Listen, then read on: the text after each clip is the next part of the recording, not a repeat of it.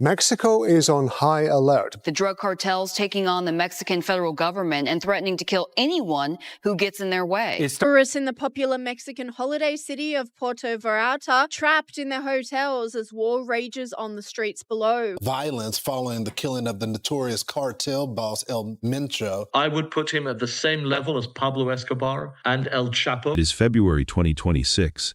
Nemesio Oseguera Cervantes, the supreme leader known as El Mencho, is dead. Across 20 Mexican states, his gunmen are burning buses and blocking highways in a desperate show of force. The world assumes the Jalisco New Generation cartel is collapsing. But the thing is, the real transfer of power has already happened in silence. While the old guard fights the army in the streets, a 29-year-old named Abraham Ambriz Cano, alias El Yogurt, has seized control.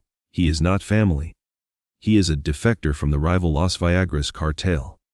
Yet right now, he controls the single most important asset in the criminal world, the port of Manzanillo and the entire supply chain of fentanyl. So, how does a former enemy walk in and steal the throne from the most violent warlords on earth?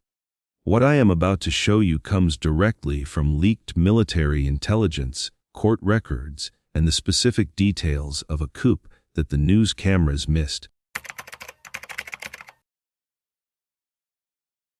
So, let us go back to the exact moment the news broke. It is the 22nd of February, 2026. The reports start trickling in from the mountains of Tapalpa, and then suddenly, it is official. The Mexican Ministry of Defense confirms it. The United States Department of Justice confirms it. Nemesio Oseguera Cervantes, the man the world knows as El Mencho, is dead. For the governments involved, this was the ultimate victory lap. You have to understand the atmosphere in Mexico City and Washington, D.C. that morning. They were practically popping champagne.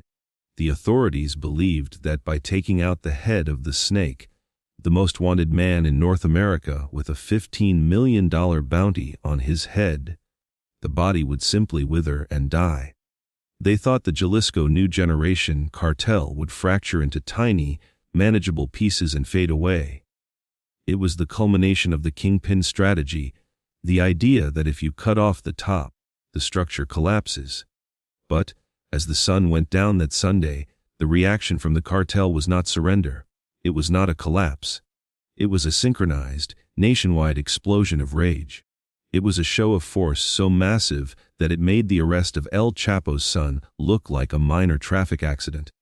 Within hours, we are talking about 250 separate roadblocks going up simultaneously. This was not just in one town. This was across 20 different states. Think about the scale of that. From the tourist beaches of Canton to the industrial hubs of Guanajuato, the cartel paralyzed the country.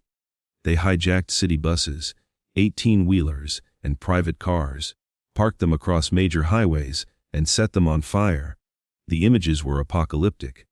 Black smoke choking the skyline of Guadalajara. Families trapped in their cars for 12 hours. Convenience stores and gas stations engulfed in flames. To the average person watching the news, it looked like a civil war. It looked like the cartel was fighting back with everything they had, ready to burn the country to the ground in revenge for their fallen leader. It looked like absolute, uncontrollable anarchy. What I found was, when you actually analyze the intelligence reports and look at where these attacks happened, a different picture emerges. This is a critical distinction. In a real war, you attack the enemy. You hit military bases, police stations, or rival cartel safe houses. You try to gain a tactical advantage. But burning a civilian bus in the middle of an intersection does not give you a tactical advantage. It does not stop the Marines from raiding your compound. It does not protect your banned substances routes. So why do it? I dug into the background of the local commanders, the so-called plaza bosses, and the reason became clear. They were not attacking, they were panicking. These local bosses, men who had spent years operating under the terrifying protection of El Mencho's name, suddenly felt naked. They knew that without Mencho, the sharks were circling. Rival cartels like Sinaloa were watching. The government was watching. And most importantly, their own subordinates were watching. These burnings were a desperate performance. The plaza bosses were trying to prove they were still strong, still dangerous, and still in control. They were burning down their own cities to hide the fear that was eating them alive from the inside. It was a smokescreen, literally and figuratively, designed to make you look away from the fact that the throne was empty. The problem is, street violence does not generate revenue. In fact, it is bad for business. It is terrible for business. When you set 20 states on fire, you bring the full weight of the Mexican federal government down on your head. You bring the National Guard to every corner. You make it impossible to move product on the highways because every road has a checkpoint. And this is where the old guard of the cartel, men like Audius Flores Silva, known as El Jardinero, or Mencho's stepson, El Choro, completely miscalculated. They are stuck in the past. They are what I call the cowboy generation. They believe that fear equals power. So, they sent their men out to burn trucks, thinking it would solidify their claim to leadership. But while they were busy playing warlord in the streets, the organization's bank accounts were bleeding dry. You have to remember, the United States Treasury had already sanctioned these guys into oblivion. Their liquidity was low. Every burning truck cost them money. Every bribed police officer cost them money. And with the highways shut down by their own chaos, they could not move the product to replenish their cash reserves. They were burning through their war chest to fight a war that nobody could win, leaving the organization financially vulnerable in a way it had never been before. That brings us to a shocking realization. We have this massive paradox. On one hand, you have the death of the supreme leader and total chaos on the streets. It looks like the end of the world. But on the other hand, according to border seizure data from that same week, the flow of fentanyl into the United States did not stop. It did not even slow down. Which makes you wonder about the whole strategy, doesn't it? So, I have to ask you, do you think that arresting or killing these kingpins actually accomplishes anything? Or does it just create a violent vacuum that allows even worse, more brutal monsters to step out of the shadows and take control? Let me know your theory in the comments below, because what happened next suggests that the monster we were afraid of was nothing compared to the one waiting in the wings. At this point, with the smoke still rising from the blockades in Jalisco, the entire criminal underworld and every intelligence agency in Washington, D.C., turned their eyes toward one specific place, the family tree. In the world of Mexican cartels, succession is almost always a monarchy. It is a blood sport. When the king dies, the prince takes the crown. That is how the Sinaloa cartel worked for decades. That is how the Gulf cartel worked. And for years, that was the plan for the Jalisco New Generation cartel. Everyone assumed that the Oseguera bloodline would simply continue the reign of terror. But the reality on the ground in 2026 was completely different. The succession plan had already been dismantled, piece by piece, by the United States Department of Justice long before El Mencho took his last breath. You look at Ruben Oseguera Gonzalez, known as El Menchito. He was the chosen one. He was the firstborn son, groomed from childhood to take over the empire. But he was sitting in a supermax federal prison in the United States, serving a life sentence plus 30 years. He was extradited way back in February of 2020. He is never seeing the light of day again. Then you have the daughter, Jessica Johanna Oseguera Gonzalez, known as La Negra. She was the financial wizard, the one who washed the money. But she had been neutralized by federal indictments and was effectively out of the game, unable to command the respect of the armed wings of the cartel. So, when the dust settled, the list of potential heirs was incredibly short. In fact, it really came down to just two men. First, you had Juan Carlos Valencia Gonzalez, known as El Choro, or sometimes, the Three. He is Mencho's stepson, the son of Mencho's wife Rosalinda. He has the family name, or at least the connection to it. Second, you had the loyalty pick. The man who had stood by Mencho's side through every war. Audius Flores Silva, known as El Jardinero, or the Gardener. He was the regional commander of a massive territory covering Nayarit and Zacatecas. He was the muscle. On paper, this looked like a strong ticket. You have the Stepson with the royal lineage and the general with the army. It seems logical. It seems like a stabilized transition. However, when I started digging into the psychological profiles and the leaked intelligence assessments from the Mexican military, a completely different picture emerged. A picture of incompetence and obsolescence. Let's talk about El Chorro first. The intelligence files do not describe a leader, they describe a narco junior. This is a derogatory term in Mexico for the spoiled children of banned substances lords who love the lifestyle but do not understand the business. El Chorro is famous for leading the elite group, a highly militarized enforcement unit. But inside the cartel, the respect just was not there. The veteran traffickers, the men who actually moved the tons of cocaine and methamphetamine, looked at him and saw a reckless, impulsive child. He was more interested in posting videos of his gold-plated trucks on social media than in managing the complex logistics of international shipping. He was a liability, a loose cannon who would bring heat on the organization without generating profit. Then you have El Jardinero. And honestly, his problem was the exact opposite. If El Chorro was too immature, El Jardinero was a dinosaur. He is a man in his 50s. He came up in the old days of the cartel wars. His solution to every problem is to buy more guns and kill more people. He loves the convoy lifestyle, rolling into towns with 50 armored trucks. But in 2026, that style of leadership is a death sentence.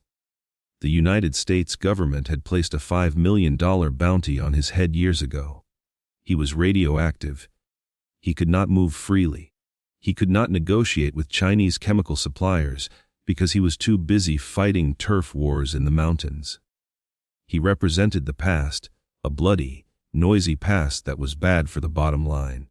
Which means, for the first time in its history, the Jalisco New Generation Cartel was facing an unprecedented leadership crisis. Think about it. We are talking about a transnational criminal organization that rivals Fortune 500 companies in revenue. It has supply chains stretching from the chemical factories of Shanghai to the ports of Manzanillo and distribution networks reaching all the way to New York and Europe. It is a multi-billion-dollar logistics machine. You cannot run a machine like that with a spoiled brat who just wants to be famous on the internet. And you certainly cannot run it with an old cowboy who thinks an AK-47 is the answer to a supply chain disruption. The cartel did not need another killer. They had thousands of killers. They had armies of killers.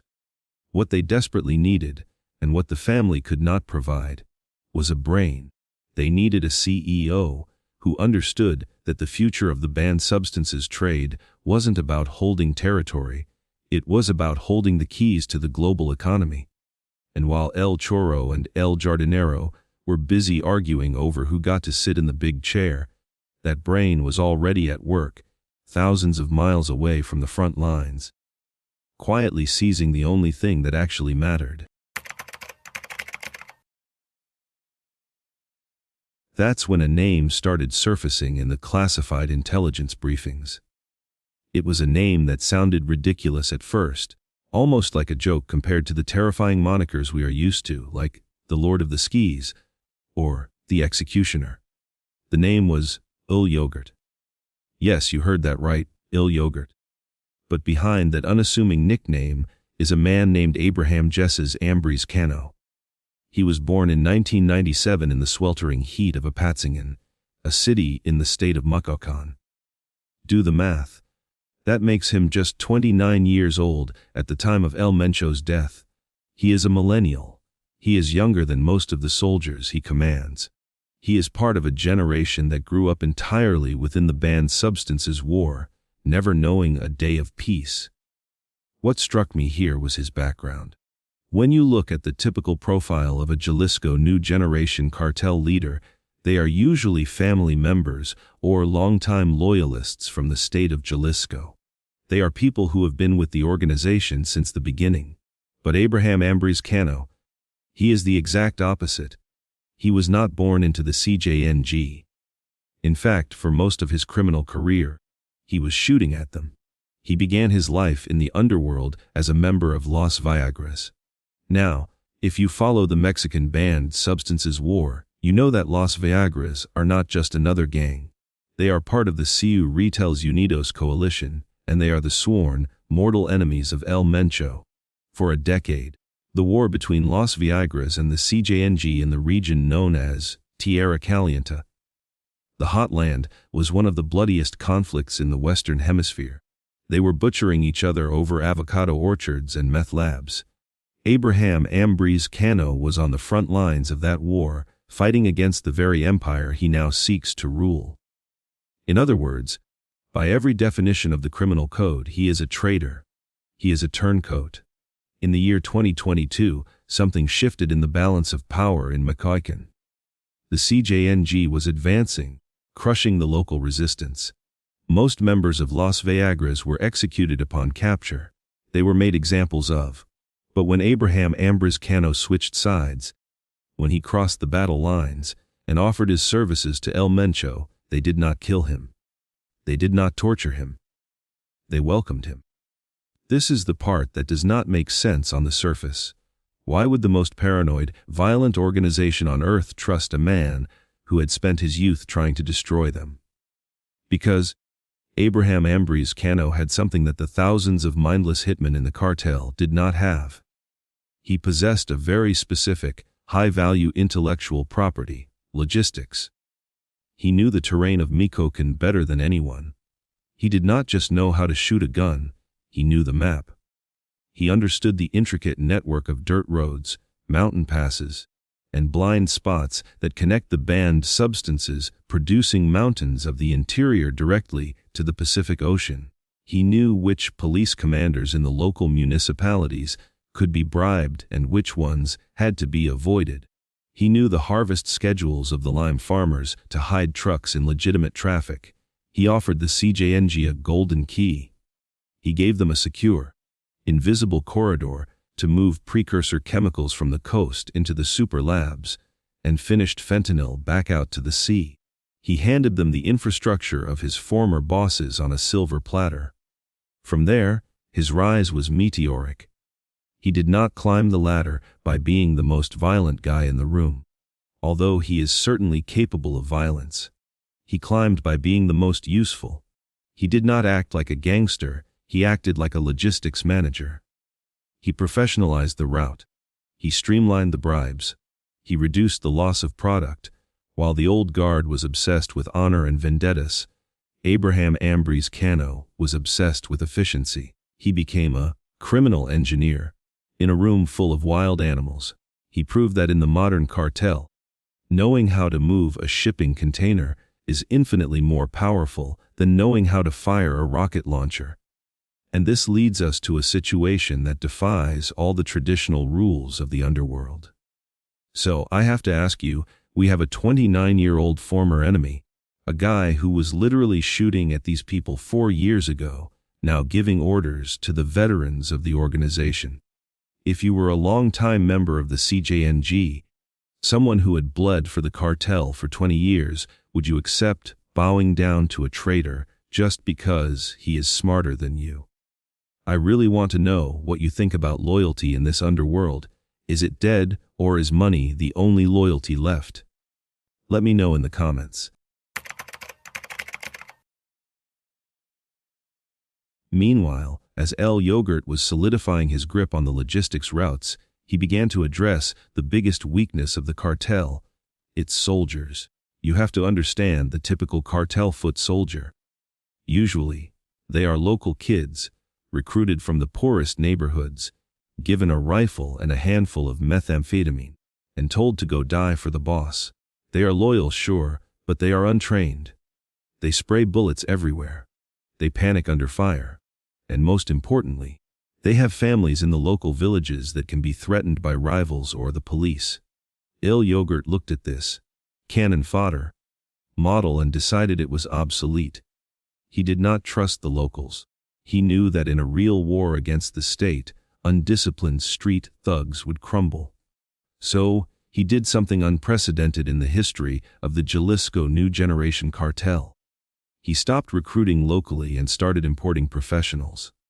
He turned his eyes south, specifically to Colombia. And this is important.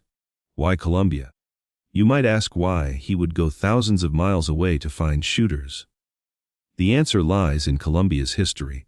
That country has been in a state of internal conflict for over 50 years, fighting groups like the FARC and the ELN. This has produced a generation of soldiers who are experts in jungle warfare, counterinsurgency, and explosives. But there is a darker, more pragmatic reason. When you hire a Colombian mercenary and bring him to the mountains of Mexico, he has no connection to the land. He has no mother living in the next village. He has no cousin in the local police force. He is a ghost. You cannot leverage him. You cannot threaten his family because his family is on another continent. He is purely an employee, and his only loyalty is to the paycheck. Il Yogurt created a unit called Operativa Yogurt, but internally, they were known as the Indestructibles. He paid them salaries that rivaled corporate executives.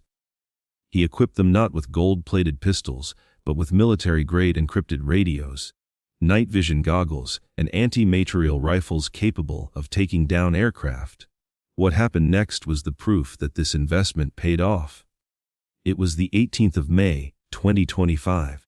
We call it the Battle of Huitzotla. This was not a skirmish. This was a full-scale military assault. The Mexican Navy, the most elite, feared fighting force in the country, received intelligence that El Yogurt was hiding in a remote mining community in Mecoacan. They did not take any chances. They sent in Black Hawk helicopters. They sent in Special Forces Marines. They had heavy-caliber machine guns mounted on aircraft.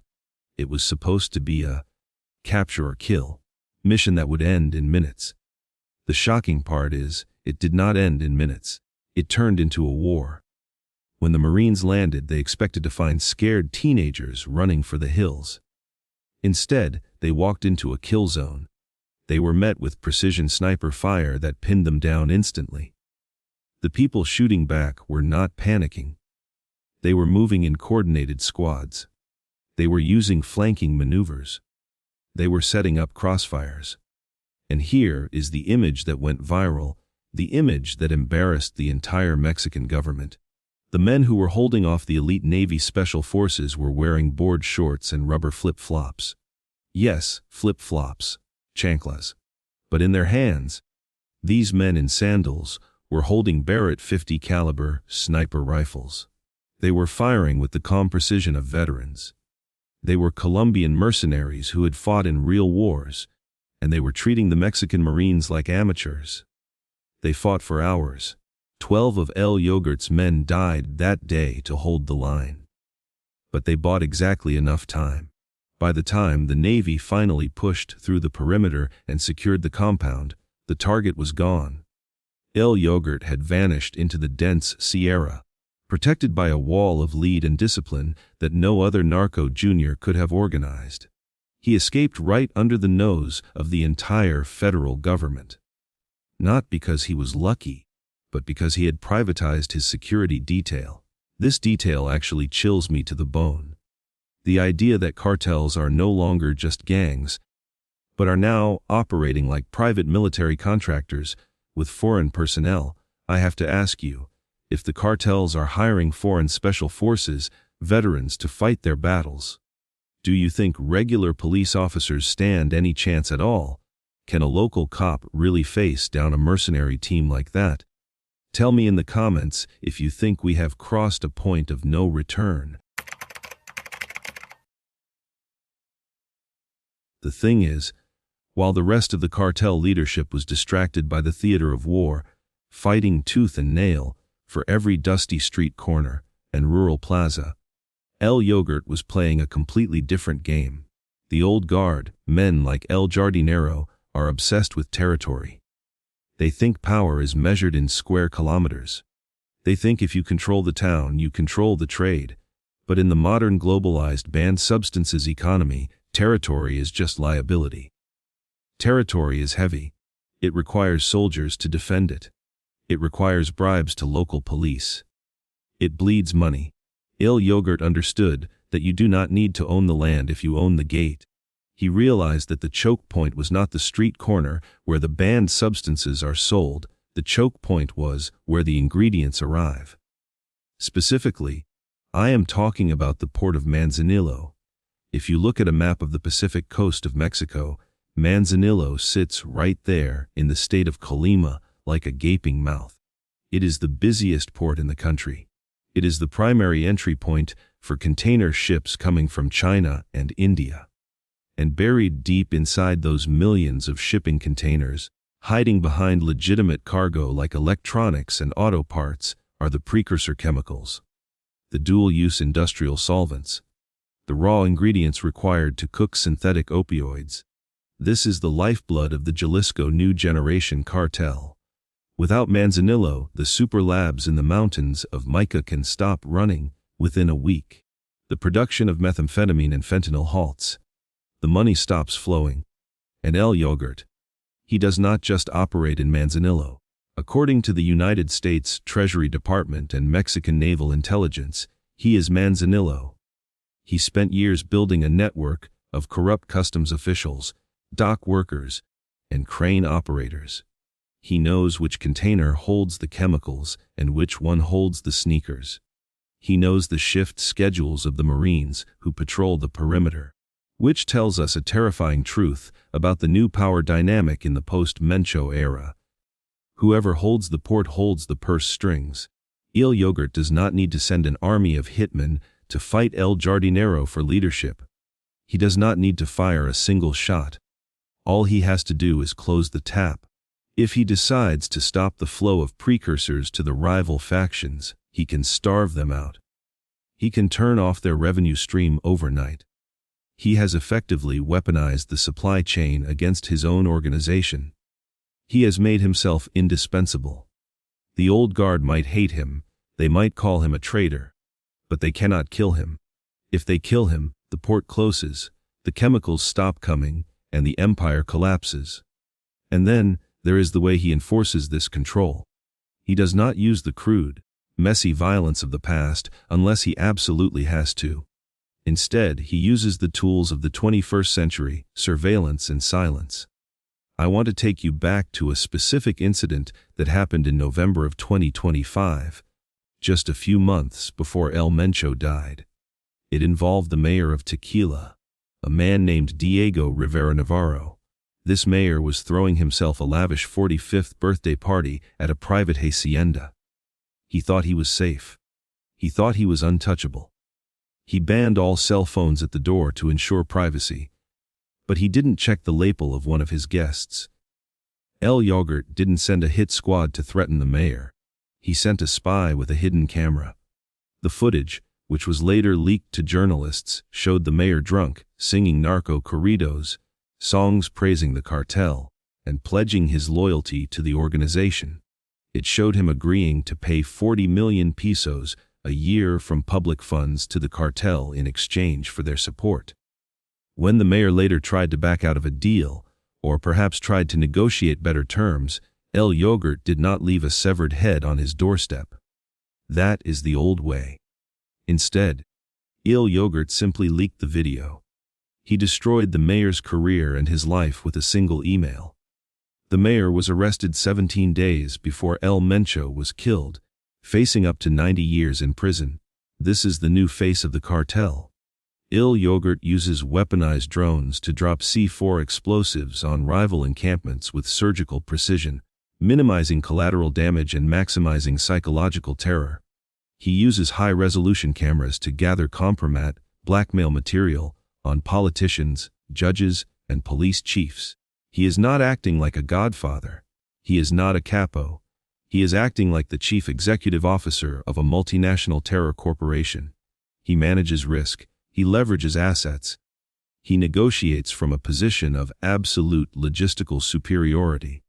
While the other potential successors are playing checkers with guns, Abraham Ambriz Cano is playing three-dimensional chess with shipping containers and servers. And that makes him infinitely more dangerous than any gunman on the street. Now, let us bring everything back to the present moment. We are standing in the ashes of the post-Mencho world. The initial fires have burned out. The army is patrolling the streets. And on the surface, it looks like a stalemate between the government and the cartel. But if you listen closely to the chatter on the encrypted networks, if you analyze the banking anomalies, and if you look at who is actually getting paid, you realize that the real war for the crown is not over. It has simply moved underground. The problem is, you have two completely opposing philosophies colliding head-on. On one side, you have the old guard, the dinosaurs like El Jardinero and the remaining family members. These men are reacting to Mencho's death the only way they know how, with extreme, performative violence. They want to turn Jalisco into a slaughterhouse to prove they are still the alpha males. They believe that if they stop killing, they stop existing. They are trying to rule by fear, just like they did in the 1990s. But on the other side, you have El Yogurt and the new generation of traffickers. These guys are businessmen first, gangsters second. They look at the burning buses and the dead bodies in the street, and they do not see power. They see bad public relations. They see lost revenue. They want silence. They want the government to look away so the shipping containers can start moving again. They understand that in the 21st century, invisibility is the ultimate power. At the same time, look at the map of violence from the week following the assassination. This is where the evidence becomes undeniable. In the state of Jalisco, the heartland of the old guard, the chaos continued for days. It was messy. It was uncontrolled. There were skirmishes between low-level sicarios and the National Guard that accomplished nothing but getting people arrested. But look at Quintana Roo. Look at Canson and Tulum. These are territories that El Yogurt and his operativa have quietly taken over in the last 2 years. There was a brief spike in violence, a few cars burned, a few warnings sent, and then silence. Absolute, disciplined silence. The tourist zones reopened, the police backed off. The banned substances sales in the nightclubs resumed. This tells us that El Yogurt has a level of control that the old guard simply does not possess. He can turn the violence on and off like a light switch. The old guard is just smashing the light bulb and hoping for the best. I suspect that we are witnessing the beginning of a silent purge. This will not look like the banned substances wars of 10 years ago. You are not going to see 50 pickup trucks shooting at each other on the highway. That is too loud. That brings too much heat from the Americans. Instead, this war is being fought with logistics and information. I believe El Yogurt is currently strangling the old guard to death without ever touching them. It starts with a phone call to a Chinese chemical broker, canceling a shipment of precursors meant for El Jardinero's labs in the mountains. Without those chemicals, the old guard has no product to sell. It continues with a bank transfer to a corrupt police commander being blocked or redirected, leaving the old guard's safe houses exposed to federal raids.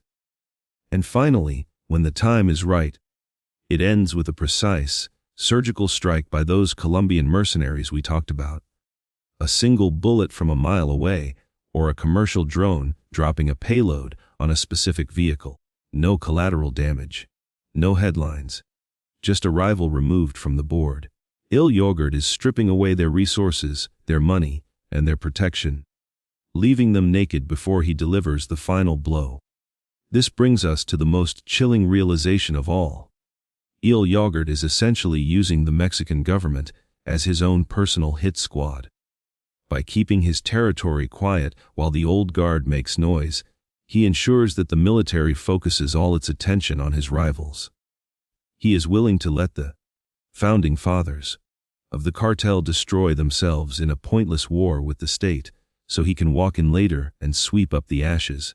This is a move of cold-blooded genius, but it raises a massive question about the future of organized crime. You have the brute force and decades of experience of the old guard versus the cold, calculated technology of the new generation. Who do you think actually wins this war? Does experience still matter in a world of drone warfare and cryptocurrency, or is the era of the cowboy officially over? Tell me your prediction in the comments below. Finally, we have to look at the cold, hard truth of the situation. We have spent the last few days watching the news, seeing the headlines celebrating the demise of Nemesio Oseguera Cervantes. The government tells us that the monster is dead. They tell us that with El Mencho gone, the nightmare of the Jalisco New Generation cartel is finally over. It feels like a victory. It feels like justice. But the reality is that the death of El Mencho solves absolutely nothing. In fact, it might have just made things significantly worse. This is the part I couldn't get past. We are celebrating because we managed to cut off one head of the monster, but we are failing to recognize that another head has already grown back in its place. And this new head is not just younger, it is smarter, it is faster, and it is infinitely more dangerous. Abraham L. Yogurt, Ambriz Cano represents the evolution of organized crime. He is not one of the drunken cowboys of the past who would shoot up a nightclub just because someone looked at him the wrong way. He is not a warlord who rules by fear alone. He is a death executive. He is a businessman who deals in human misery with the same cold calculation that a legitimate CEO applies to the stock market. The lesson here is incredibly bitter. If there is one thing we have learned from the history of the banned substances war, from Pablo Escobar to El Chapo and now to El Mencho, it is that power vacuums never last. The throne does not stay empty. But more importantly, we have learned that brutality is not nearly as terrifying as efficiency. El Mencho was scary because he was violent. He was a butcher. But El Yogurt, he is scary because he is efficient. He does not kill for sport, he kills for profit margins. He has turned murder into an optimized industrial process. He has turned banned substances trafficking into a streamlined global logistics operation. When you have a leader who understands supply chains better than he understands torture, you have a criminal organization that can survive anything. You have an empire that can outlast governments. That is the true horror of this transition. We traded a wolf for a machine. And I need you to understand this. We are only scratching the surface of what this man has built. There is still so much about El Yogurt's network that we simply do not know. We know about the Colombian mercenaries. We know about the port in Manzanillo. But what about his connections in Asia? What about the chemical companies in Shanghai that supply him? What about his money laundering networks in South America and Europe? This is where I need your help. The intelligence community is playing catch-up, and the media is still focused on the burning buses. If you have any theories about his next move, or if you have found details about his international links that the mainstream news is missing, I want you to share them in the comments below. Let's try to map out this network together before it disappears back into the shadows. As we reach the end of this investigation, I want to leave you with one final image. When the smoke finally clears over the state of Jalisco, and the last burning truck is towed away, do not expect to see a coronation. You are not going to see a new king parading through the streets with a gold-plated rifle, surrounded by hundreds of cheering gunmen. That era is over. El Mencho was the last of the celebrity-banned substances lords. Instead, imagine a dark room, lit only by the glow of computer monitors. Imagine a young man, just 29 years old, sitting in silence. He is not screaming orders. He is not pulling a trigger. He is simply tapping a key on a keyboard, and halfway around the world, a container ship changes course, a bank account in Switzerland fills up, a rival disappears without a sound. El Mencho is the past, a bloody, noisy, chaotic past. But El Yogurt, he is the future. A silent, digital, specialized future that we are completely unprepared to face. So, the question isn't if he will take over. The question is, has he already done it? Thank you for joining me on this investigation. If you value this deep dive into the cartel's power shift, please hit like and subscribe. It really helps the channel. Don't forget to drop your theories in the comments. I read them all. Stay safe, and I'll see you in the next case.